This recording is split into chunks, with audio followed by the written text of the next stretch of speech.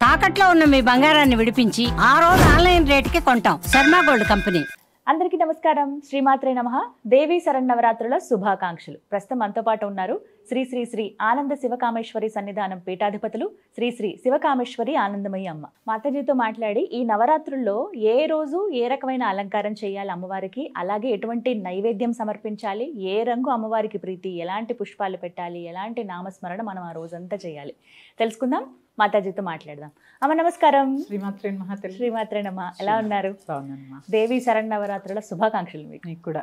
నవరాత్రుల్లో 6వ రోజు అమ్మవారిని ఏ విధంగా పూజించుకోవాలి, స్మరించవలసినటువంటి నామం, అమ్మకి ఎటువంటి నైవేద్యం సమర్పించాలి, ఎటువంటి పుష్పాలు ఇష్టం అమ్మవారికి, ఎటువంటి రంగు ప్రీతి, వీటి గురించి మాట్లాడదాం. తప్పకుండా తెలియజేసే ప్రయత్నం చేస్తాను.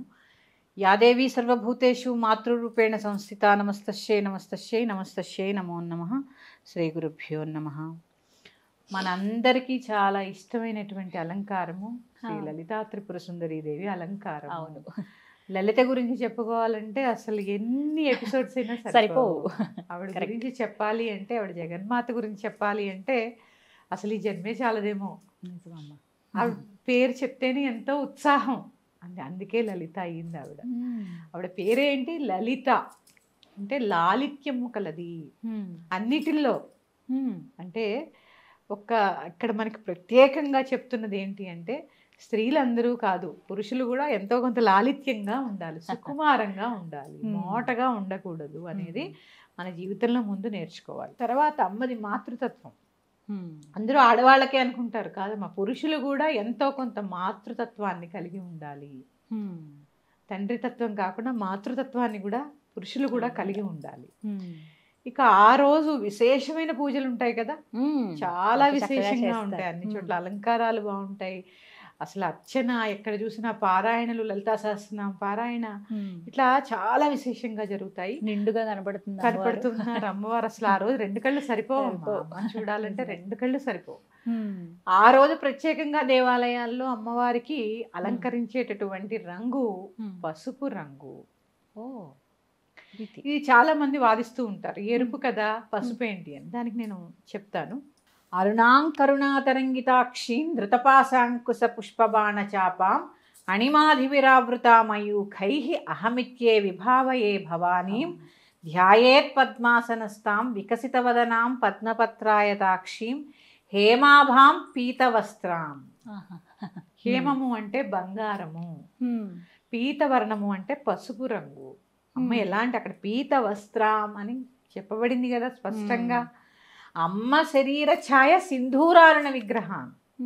ఇక్కడ ధ్యాన శ్లోకాలు మళ్ళీ ఒకసారి చెప్పుకుందాం.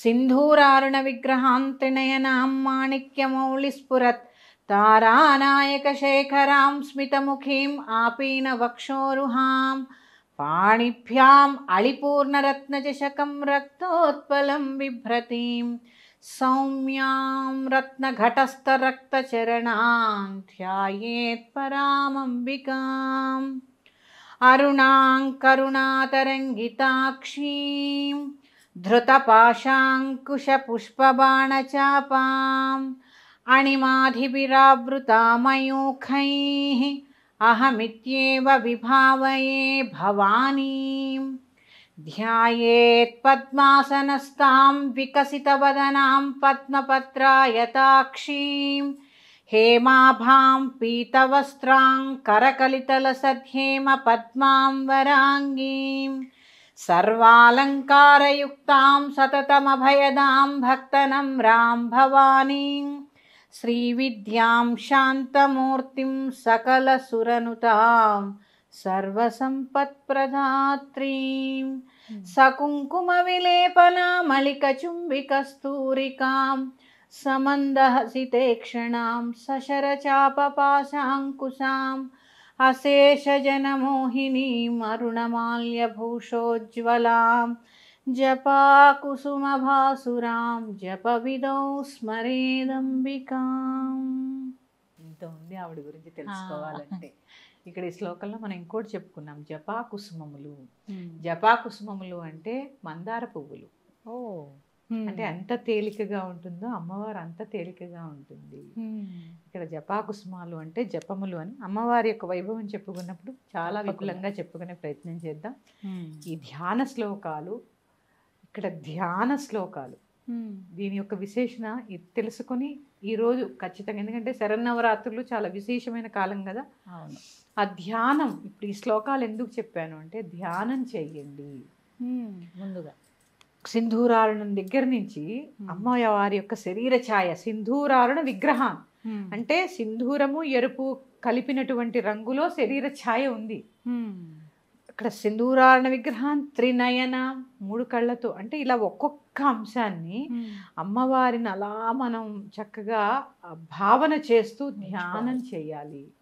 చేయడం వల్ల ఏమవుతుంది అంటే అసలు అమ్మ అనేది ఏంటో కొద్దిగా అయినా, అంటే అమ్మవారి యొక్క స్థూల శరీరం ఎలా ఉంది, ఏదో చిన్నగా ఊహించుకోవద్దు, ఇంత పెద్ద ఆకారంగా ఊహించుకోవాలి. ఈ సృష్టి అంతా నిండి ఉంది తానే, అంటే ఎంత పెద్దగా ఉంది ఆవిడ. అడుగు ఎంత ఉండాలి? 6 అడుగుల పాదం ఉండాలి. అంటే ఎంత ఉంటుంది చూడండి. అంటే ఇలాగా భావన చేయడం వల్ల, ఇది ఎందుకు చెప్తున్నాను అంటే అష్టోత్తర శతనామావళిలో లలితా అష్టోత్తరంలో భావనామాత్ర సంతుష్ట హృదయాయే నమో నమః అని ఒక నామం ఉంటుందమ్మా. అంటే ఇక్కడ ఎంత బాగా భావన చేసి దాన్ని ధ్యానంలోకి తీసుకొస్తే అమ్మవారి కరుణ అంత త్వరగా కలుగుతుంది. ఈరోజు ధ్యానం చేయడానికి అమ్మవారిని, ఈ ధ్యానంలో ఎక్కువ మాట్లాడద్దు. ప్రత్యేకంగా ఈరోజు ఎక్కువ మాట్లాడడం కానీ, ఎక్కువ కోప్పడడం కానీ, అనవసర విషయాలు చర్చకి కానీ ఈరోజు పూర్తిగా మానేయండి. పూర్తిగా ఆవిడ సేవలో ఉండండి. ఎందుకంటే మనందరికీ ఇష్టమైనది లలిత.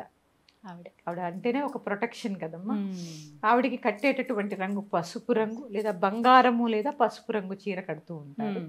ఇంకా ఆవిడకి పెట్టేటటువంటి నివేదన గుడాన్నము, గుడాన్న ప్రీత మానసా కదా ఆవిడ. ఇది బెల్లంతో చేసేటటువంటి అన్నం. ఇక్కడ చాలా మంది ఏం చేస్తారంటే అన్నం ఉడకబెట్టి బెల్లం వేసి ఇలా తిప్పేస్తారు. కాదమ్మా, అన్నం ఉడకబెట్టి బెల్లం వేస్తూ దాన్ని కొద్ది కొద్దిగా నెయ్యి దాన్ని కలుపుతూ చాలాసేపు దాన్ని పక్వం చేయాలన్నమాట. అప్పుడు అది చక్కగా నెయ్యి వచ్చి బయటికి గుడాన్నం అనేది చాలా రుచిగా ఉంటుంది. ఊరికే బెల్లం కలిపేసి పెట్టేయడం కాదు, అదొక కలిపి అదొక విశేష నివేదనం కదా. ఇది చక్కగా చేసుకోవచ్చు. పులిహోర పెట్టాలా ఈరోజు? పెట్టాలి. అలాగే చాలా విశేషాలు, లలితాదేవికి పూర్ణం బూరెలు చాలా పెడుతూ ఉంటారు. శక్తి ఉందంటే అన్ని చేసుకో.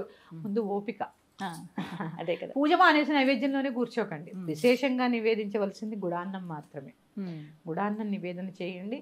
చక్కగా మీకు వచ్చినటువంటి శ్లోకాలు ఏ ఉంటే అవి, లలితా సహస్రనామ పారాయణ మామూలుగా 9 రోజులు చేయాలి.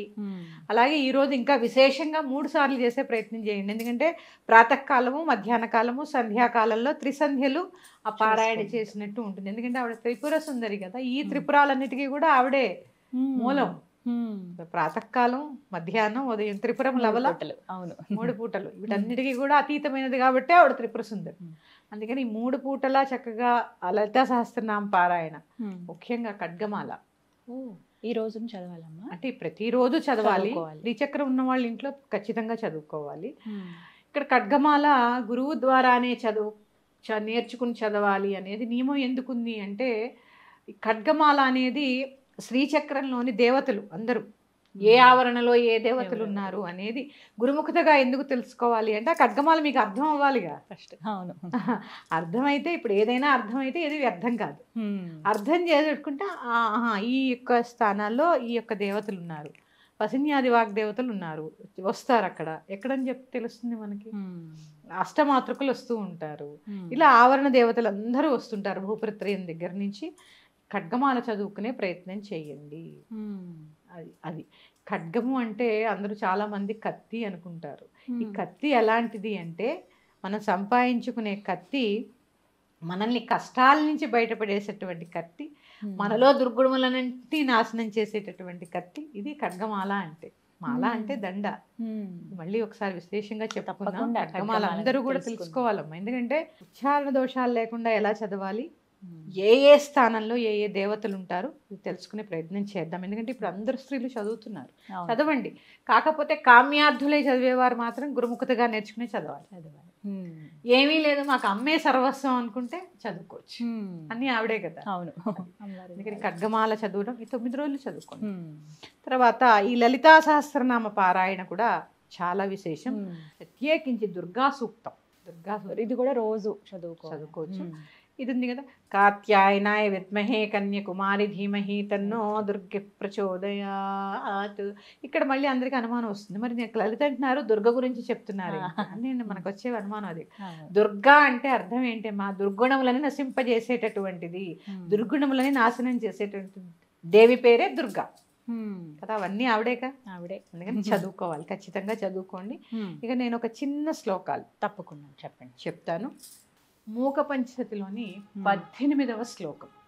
అంటే ఈ శ్లోకము ప్రకృతి అంతా కూడా తానే నిండి ఉన్నది అని చెప్తోంది మనకు అక్కడ. నేను చెప్పే ప్రయత్నం చేస్తాను, మీరు చదువుకోవడం రాకపోతే చక్కగా వినండి. ఈ 500 శ్లోకాలు వినే ప్రయత్నం చేయండి. కంచికామాక్షిదేవి గుడిలో మూకశంకర్లు చెప్పినటువంటి మూక పంచశతి, అందుకని వినే ప్రయత్నం చేయండి. సాక్షాత్తు ఈ మూక పంచశతి యొక్క విశేషం తెలుసామా? వారు చదువుతుంటే మూకశంకర్లు స్వయంగా అమ్మవారు కూర్చుని విన్నారు. అందుకని వినే ప్రయత్నం చేయండి. నేను అందులో ఒక శ్లోకం చెప్తాను. ఈ శ్లోకానికి ప్రత్యేకమైన అర్థం ఎందుకు ఇదే చెప్తున్నాను అంటే, ప్రకృతి అంతా తానే ఉంది అని చెప్పే శ్లోకం ఇది. ధరణిమయీం తరణిమయీం పవనమయీం గగనదహన హోతృమయీం అంబుమయీం ఇందుమయీం అంబామనుకంపమాదిమామీక్షే. ఇది చాలా విశేషమైనటువంటి శ్లోకం. అంటే ఇక్కడ ధరణి అంటే భూమి, తరణి అంటే సూర్యుడు. అంటే ఇట్లా ఆ శ్లోకం అంతా కూడా ప్రకృతి అంతా కూడా తానే ఉంది అని చెప్పేటటువంటి శ్లోకం. ఈ శ్లోకాన్ని మీకు ఎన్నిసార్లు వీలైతే అన్నిసార్లు చదువుకునే ప్రయత్నం చేయండి, లేదా వినే ప్రయత్నం చేయండి. తప్పకుండా వినే ప్రయత్నం చేయండి. ఇలా అమ్మవారి నివేదన చెప్పాను, శ్లోకం చెప్పాను. అలాగే స్త్రీ సూక్త పారాయణ, మహాలక్ష్మి అన్ని రోజులు చేయాలి. మీకు కుదిరితే ఈ రోజు కూడా చేసుకోండి, ఈరోజు కూడా చేసుకోండి. అలాగే సుగంధ ద్రవ్యాలు ఈ 9 రోజులు కూడా సుగంధ ద్రవ్యాలు అమ్మ గదిలో కాసిన నీళ్లు, అందులో కొంచెం పచ్చకర్పూరము జవ్వాది వేసి ఏదైనా సువాసన వచ్చేటటువంటి పూలు వేసి అమ్మ దగ్గర పెట్టండి. సువాసన భరితం అమ్మవారికి సువాసన రోజు మారుస్తూ ఉండాలమ్మా. మారుస్తూ ఉండండి. చక్కగా అవేం చేస్తారంటే ఊరికే పారబోసేది, ఇల్లంతా ప్రోక్షణ చేయండి. ఆ శక్తిగత ఎనర్జీ చిన్న గిన్నెలో చిన్న చెంబులో పెట్టుకోండి. స్టీల్ కాకుండా ఇత్తడి కానీ రాగి కానీ ఏదో ఒకటి చిన్నది వెండి పాత్ర కానీ పెట్టుకుని దాంట్లో కొద్దిగా పచ్చకర్పూరము జవ్వాది ఇంకా చాలా ఉంటాయి. మీకు ఏది దొరికితే అది లభ్యమైతే అవి ప్రత్యేకంగా ఏదో కొద్దిగా కొనుక్కోండి. ఇంత కొనుక్కోండి. ఈ 10 రోజులు కూడా పెట్టుకునేటువంటి ప్రయత్నం చేయండి. అది కూడా మంచి ఎనర్జీని ఇస్తుంది. నీ జలం అంటేనే ఎనర్జీ. ఎలాంటి పుష్పాలు ఇష్టం అమ్మా లలిత అమ్మవారికి? అమ్మవారికి కదంబం అంటే ఇష్టం, తర్వాత పద్మములు అంటే ఇష్టం. ఇప్పుడు కదంబం చెప్పామనుకోండి, ఒక్కొక్క పువ్వు 200 300 ఉంటుంది. అంత పెట్టి కొనుక్కోవాల్సిన అవసరం లేదు. ఇక్కడ కదంబ వృక్షం యొక్క ప్రత్యేకత ఏంటి అంటే పిడుగు పడినా కానీ ఆకర్షిస్తుంది. ఎందుకు ఇష్టం అంటే దానికి ఒక ఇది ఉంది. ఎందుకు కదంబం ఇష్టము అంటే, కదంబం ఇష్టం కదా అని 200 300 పెట్టి కొని పెట్టవలసిన పనేమీ లేదు. సంపెంగ పువ్వు పెట్టండి చాలా. అసలు ఈ 10 రోజులు మీకు లభ్యమైతే సంపెంగ పెట్టండి అమ్మా, చాలా విశేషం, చాలా విశేషం సంపెంగ పువ్వు.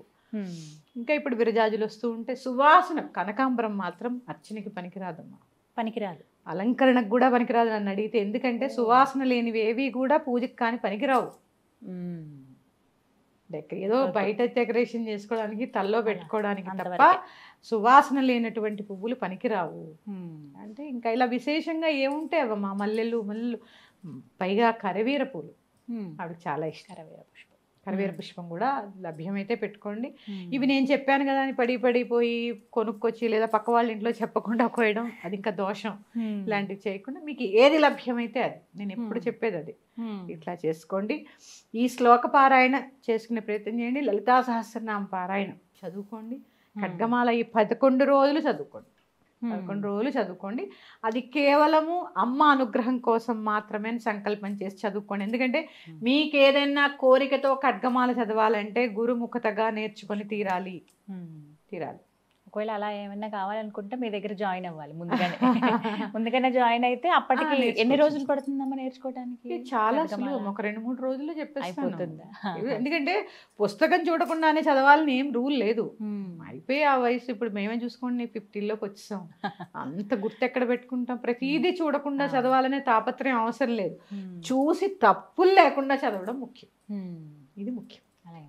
లలితాదేవిని ఎంత ఆరాధిస్తే అన్నీ దొరుకుతాయమ్మా ఆవిడ. అందుకే చూడండి, ఇంకొకటి చెప్తాను. ఇక్కడ అమ్మవారిని ఆశ్రయించగానే ఇందాక చెప్పాను, సంపత్కరి సమారూఢ సింధుర వ్రజ సేవిత అశ్వారూఢాధిష్ఠితాశ్వి కోటి కోటి భిరావృత. ఎప్పుడైతే అమ్మని ఆశ్రయించాలనుకుంటామో వెంటనే సంపత్కరి దేవత ఆవిడ వెనకాలే అశ్వారూఢ దేవత వచ్చేస్తారు. అందుకని అమ్మ ఉంటే అన్నీ ఉన్నట్టే.